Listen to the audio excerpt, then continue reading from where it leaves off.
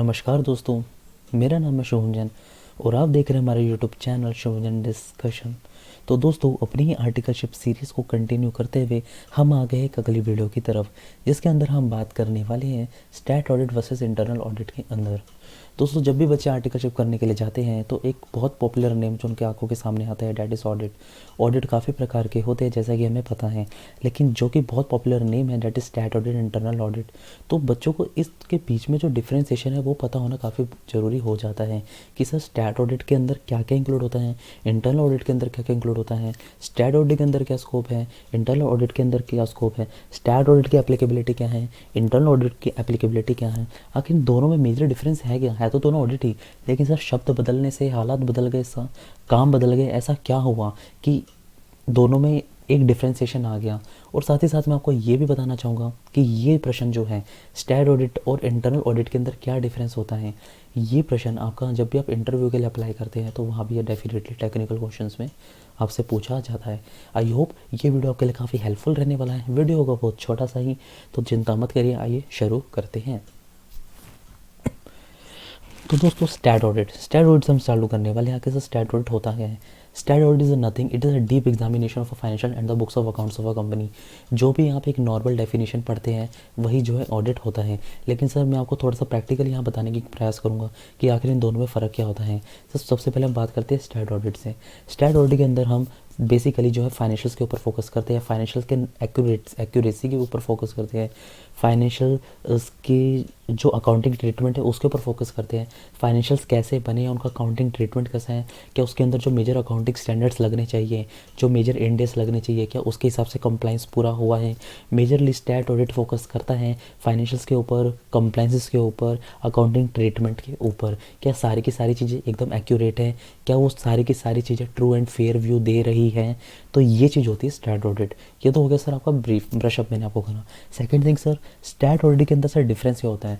Sir stat audit के अंदर जो एक डिफरेंस होता है वो ये होता है कि ये इन केस आप फ्यूचर में अपनी प्रैक्टिस करना चाहते हैं तो यस आप काफ़ी क्लाइंट्स गैदर कर सकते हैं, बिकॉज स्टैट ऑडिट की जो एप्लीकेबिलिटी होती है वो होती है प्राइवेट लिमिटेड कंपनीज में, पब्लिक लिमिटेड कंपनीज हैं and any company which is registered under the companies act. तो दोस्तों इस वजह से प्रैक्टिस के अंदर भी काफ़ी सही स्कोप हो जाता है, बिकॉज मैंने प्राइवेट लिमिटेड क्लाइंट्स आपको जो है मिल जाते हैं, प्राइवेट लिमिटेड क्लाइंट्स काफ़ी सारे होते हैं, तो जिसकी वजह से आप अच्छी प्रैक्टिस भी चालू कर सकते हैं फॉर फ्यूचर। ऐसा नहीं है जॉब नहीं होती, जॉब भी होती है, लेकिन जो बच्चे प्रैक्टिस में काफ़ी इंटरेस्टेड है ये पॉइंट मैं उनके लिए डेफिनेटली बताना चाहूँगा।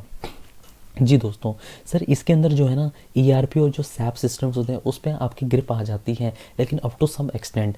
इतनी नहीं आती है लेकिन आ जाती है, लेस हैंड्स ग्रिप आती है, लेकिन हाँ सर फिर भी ग्रिप जो है आ जाती है। इसके अंदर सर आपको काफ़ी सारे लॉज एंड स्टैट कंप्लाइंसेस सीखने को मिल जाते हैं एंड सर इसके अंदर आप जो है आप इंडस्ट्री काफ़ी सारी क्लाइंट्स का आपको एक्सपोजर मिल जाता है, बिकॉज स्टैट ऑडिट एक आपके जो है आपके फाइनेंशियल ईयर एंड होने के बाद फिर स्टार्ट होता है, तो इसकी वजह से जो है ये स्क्रैच टू एंड नहीं होता, पूरा का पूरा हम इसके अंदर डीप अंडरस्टैंडिंग नहीं करते, डीप एनालिसिस नहीं करते like internal audit.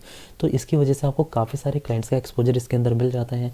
So due to which you can get the exposure of the many clients. आप काफ़ी सारी कंप्लाइंसेस सीख सकते हैं, आप काफ़ी सारे लॉज उसके अंदर सीख सकते हैं according to the entity, according to the various sectors. So this is a major difference जो मैंने आपको स्टैट ऑडिट का जो है समझाया है। एंड द थर्ड, अब हम चलते हैं second thing that is internal audit. अगर दोस्तों इंटरनल ऑडिट के अंदर ऐसा क्या है जो स्टैट ऑडिट के अंदर नहीं है। सबसे पहले हम जानते हैं सर इंटरनल ऑडिट किस किस कंपनी पे एप्लीकेबल होता है। इंटरनल ऑडिट एप्लीकेबल होता है मैंडेटरी जिन कंपनी जो ये कंडीशन पूरी कर देती है, ये आपकी स्क्रीन पे ये रही आप पढ़ सकते हैं। टर्नओवर 200 करोड़ से ऊपर, लोन्स 100 करोड़ और मोर, पेड ऑफ कैपिटल 50 करोड़ और मोर, आउटस्टैंडिंग डिपॉजिट 25 करोड़ और मोर।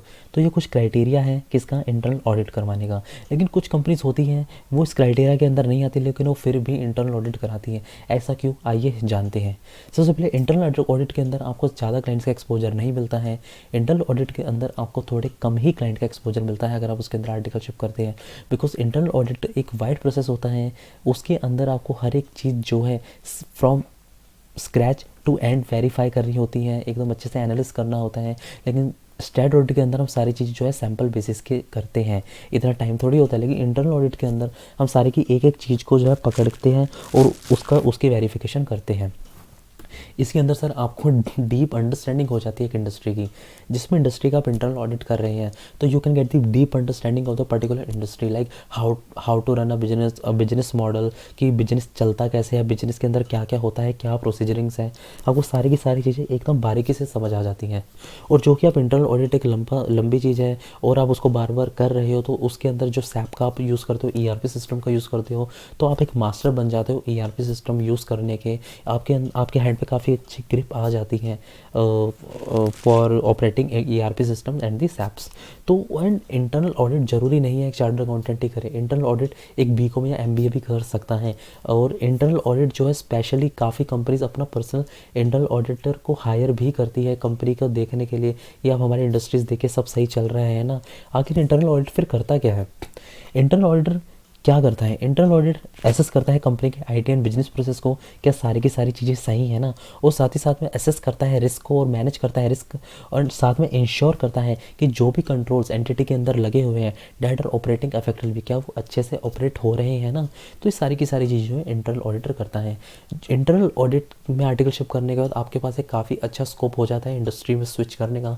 हालांकि स्टैट ऑडिट में भी होता है, लेकिन जैसा कि मैंने बताया इंटरनल ऑडिट के अंदर काफ़ी कंपनीज खुद का इंटरनल ऑडिटर हायर करती है, तो उस केस के अंदर जो है कि काफ़ी अच्छा स्कोप जो आपके पास बन जाता है इंडस्ट्री में मूव करने को, काफ़ी अच्छे पैकेजेस पे जो है कंपनी का अपना इंटरनल ऑडिटर हायर कर लेती है। तो उसके अंदर जो है आपके पास एक अच्छी जॉब अपॉर्चुनिटीज़ भी मिल जाती हैं।